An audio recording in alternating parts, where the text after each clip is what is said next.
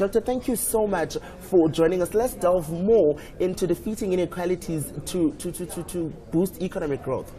The first step is that we as South Africans have to go on a journey of mindset change. We still suffer from inferiority and superiority complexes. And so the majority of people in this country are not able to assert their rights and to exercise their responsibilities as citizens.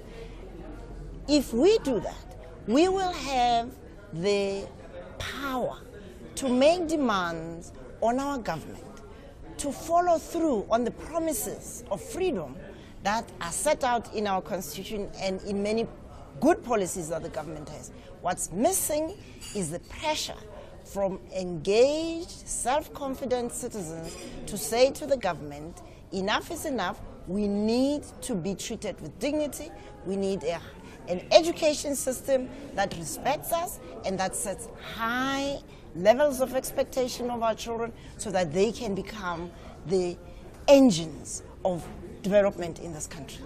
You also made reference to the participation of the private sector in achieving those goals.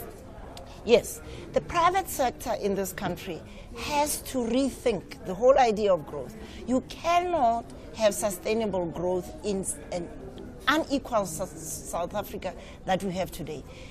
10% of the wealth of this country is 10% of the people of this country at the top own 95% of the wealth. And that level of inequality anywhere in the world causes social instability, violence, anger, and resentment. We need to work together.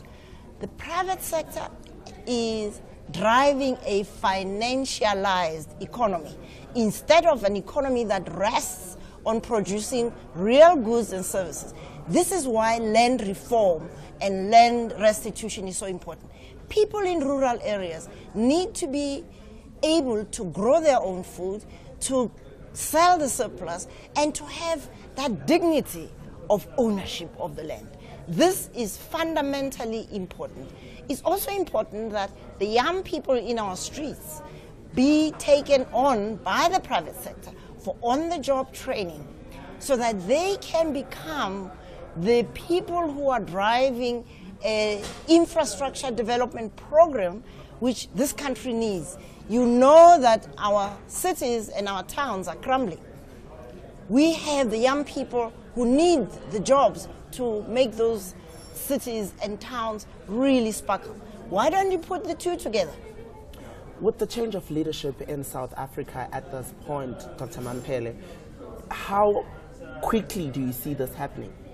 It's all about political will, and that political will doesn't rest only with the leaders. It also rests with us as citizens. What are we doing to change the way we relate to government, not playing the game of favors, but insisting on being treated with dignity and having our rights met by those who are in government, but we, in turn, have to be responsible citizens. Why do we trash our environment? Why do we tolerate people stealing the infrastructure of this country? Why do we buy stolen goods when we know that they are stolen from someone else? So we too, as citizens, need to change the way we relate to this country, and we must take ownership. This country doesn't belong to the government, it belongs to the people who live in it, you and I.